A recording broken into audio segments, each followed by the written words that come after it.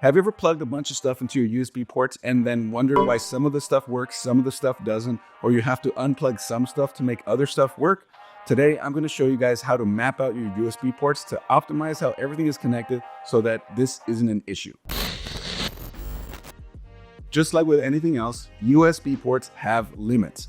A lot of the times people just don't know that, so they plug everything in and they expect everything to work and are surprised when things don't. Oh no! And depending on the quality of the motherboard that you have, you might have multiple controllers on board where you can balance everything out and not even know it. So a program called usbtreeview exists that helps you map this stuff out. But it's kind of a daunting program when you look at it, so I'm going to help you guys decipher how to use it, and that way you could optimize your USB configuration. So we have this computer right here that looks like it's reasonably high-end. It's got an i9-9900K, RTX 3070, and 64 gigs of RAM.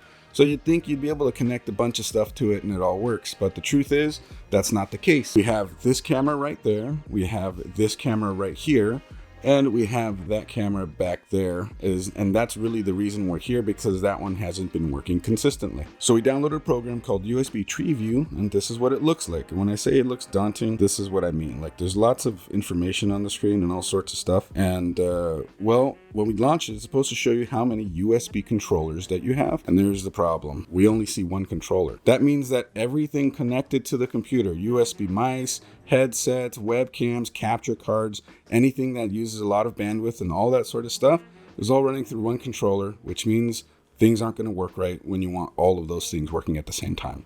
No! I need to ask you something. Are you subscribed to our YouTube channel? Because if you're not, hit that subscribe button, and also follow over on Twitch. Links are right over here. All right, I'm out of here.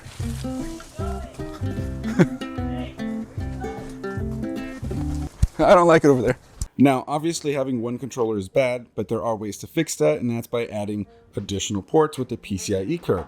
So we ordered this from Amazon. It looks like it has 2 controllers on it. This is about 20 bucks, and it has additional USB Type A's and a couple of Type C ports. So we'll be able to possibly plug some USB hubs into those ports and get additional bandwidth for our cameras and capture cards and other high bandwidth devices like that. So let's go ahead and throw it into that computer over there. So we're going to be trying to install this expansion card in the PCIe X1 slot that's right there. So let's do that.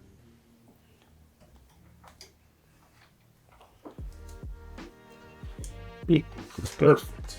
And the line is tech tip screwdriver. Hell yeah. And bam, now we have 2 controllers.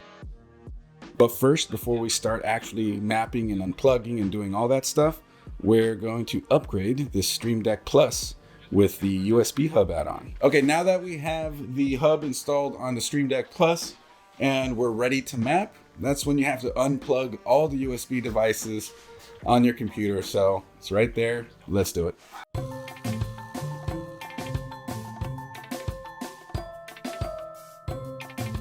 So a lot of people have USB hubs like this, and no, it does not give you infinite ports to keep adding hubs. You'll run out of bandwidth or power, or both. So what we've done after unplugging everything is we're going to see where things map. So with the usbtreeview Live, I can just plug this one in, and this is to another hub. And if I go and plug this one in, and it's USB 3.0, let's put it on a 3.0 port. We'll put it down like that. And then we can go over to usbtreeview, and this is what it does. It got a little hot in here. Ready to turn the AC back on, so sorry for any noise that that's causing. All right, so let me walk you guys through a little bit of what I've done in this setup. I've moved the keyboard and mouse to the USB hub on the Stream Deck Plus that we added so that we can free up some USB 3.0 ports and other stuff on the motherboard. And as you can see there, this cable, this adapter for the headset was originally needed to be in the front because there wasn't enough ports back here. But we've gone ahead and fixed that now, so that's nice. We have now additional USB port left over there. Everything's good here. We moved this USB hub that's right here, this ease of access, so it's right on the desk behind the monitor, to run on the new add-in card that we added, the PCIe USB card. And then the camera that I mentioned is also running to it, so that gets its own controller. That's a high bandwidth device now on its own controller. So one of the reasons we're here doing all this is that this camera was not working very well because it ran out of USB resources. So it's sitting back here on a powered USB extension. You see it go through there, and then it goes all the way over here and around to the computer, plugging in back here. Well, now that we have that USB card, we can plug the USB into there, and we've already tested this out, that plugging it in to the other USB port right here, that there we go. Now you can see it plugged in right there, and then it pops up over here.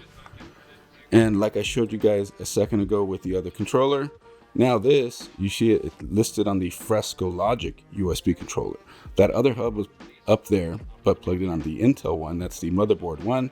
And now this one is very clearly on the additional PCIe card that we installed. And that's why it now works better. And then knowing that the front USB ports in this case are also on the same controller as the back ones, we plug this hub over here for any extra additional devices.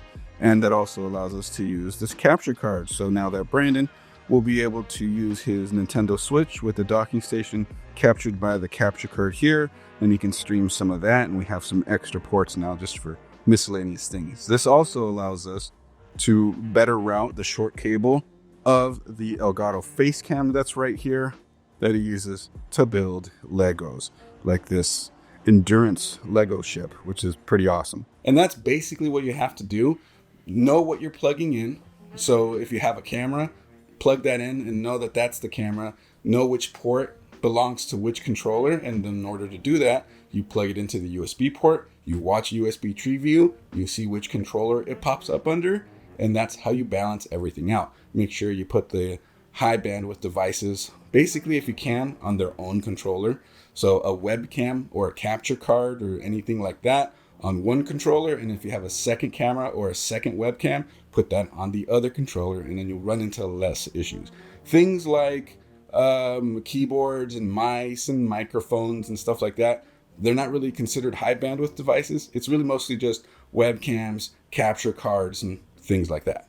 So this kind of shows you guys how to deal with an issue if you open up usbtreeview and you saw that you only had one single controller on there. You have to add a USB PCIe card to add additional controllers, and that way you can balance your load that way. However, not all motherboards are built the same, so let me show you guys what happens if you happen to look at usbtreeview and you had a motherboard that had more than one controller. Now back on my setup, I have a Gigabyte X570 Aorus Elite motherboard, and when I open up usbtreeview, this is what I see. I see 3 controllers. I don't necessarily need to add a USB PCIe expansion card because I have enough controllers to cover most needs. The thing is, the process is a little different when you have 3 controllers like this, and it's all in the motherboard. I don't know which ports belong to which controller. With Brandon's configuration, it was easy because we know that the motherboard and including the front ports was all on one controller, and that the USB add-in card was on its own controller. So if anything we plugged into the add-in card, we knew was good on that side, and anything we plugged into the motherboard was good on that side. Nice and simple. But when it's all integrated on the board and I have multiple controllers like that, it's a little more complicated, like I said. So let me show you. So if I expand these, you can see all the different devices that are plugged in. I got my Stream Decks down here on this controller, as well as my keyboard and mouse, and a different camera that I have for an overhead shot. Over here in this area in the middle controller, I have obviously hubs and stuff, but I got my Elgato prompter on there and my live streamer AX310, the Nexus. And then I go out to the first controller and I have microphones and another webcam and another Stream Deck on there. But it still doesn't really answer which port goes to which controller. So when I originally plugged everything in, and as I've described and watched each one populate, I was keeping an eye on which controller, which device I plugged into. And with that, I mapped out my USB ports. What I mean by that is I took this picture of the back of my motherboard from the website, the Gigabyte website for it, and I literally did this to it. turned it vertical so I can write on it, and then I grouped things together by color code. So on the bottom right, you can see I did yellow box is one controller, green box is another controller, and blue box is one controller. So obviously consider me surprised when I find out that the red ports on here, the better USB ports, I think USB 3.1 Gen 2, so 10 gig maybe, those ports are on the same controller as these ports on the top that are all USB 2.0 ports. They're far apart on the motherboard I/O, but they're on the same controller.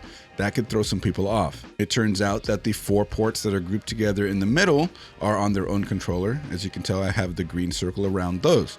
And then the front ports also have their own controller. So those ones I found out were their own by doing the mapping, like I said, utilizing usbtreeview. So I put a blue square around those.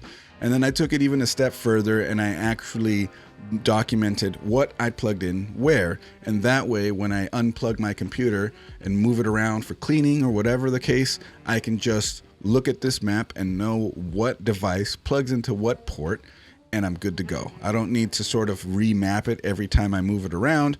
I can just know that I have my Stream Deck and this USB. I'm going to plug it into that port. I have my AverMedia Nexus on this USB. I'm going to plug it into that port. It's all mapped out and it's all explained this way. And I think this might be a good way for a lot of you guys out there to understand the mapping, they understand the grouping of the controllers and the ports and all that sort of stuff, and be able to balance out your devices. You can even take it a step further and make little labels on your USB cables, so that way you know you don't have to trace the cable back to the device to know what that device is, or you don't have to watch usbtreeview to see what it says you just plugged in is.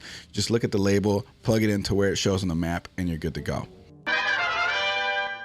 usbtreeview can be a daunting application at first glance, but once you understand how it looks and how you use it and all that, and then understand how you want to balance your connections, your USB stuff out and all that, it becomes a really useful utility. I know for me, and now for Brandon, it's definitely helped our stream setups. I have all sorts of high bandwidth devices, and sometimes I would plug things in and I'd get errors. Stuff wouldn't work.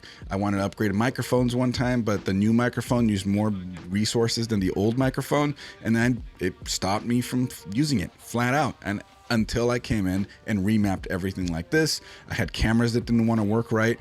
Obviously the microphone didn't want to work right, and now everything works. So if you're having issues similar at all to anything like this, I hope you guys find this helpful. If you have any questions, feel free to drop a comment down below. If you like this video, you know what to do. Hit that subscribe button and that bell so you don't miss a single upload. Also, I stream to Twitch every Friday at 8 p.m. Pacific at twitch.tv/coalitionchris. So feel free to stop by, drop a follow, and let's talk tech. Anyways, I hope you guys find this video useful, entertaining, or otherwise informative. I'll catch you all in the next video. Bye. Or catch you in the next stream. Come on, hang out. And go hang out with Brandon on his stream too. That's twitch.tv/has_agent, HAZ_agent. All right, catch y'all later.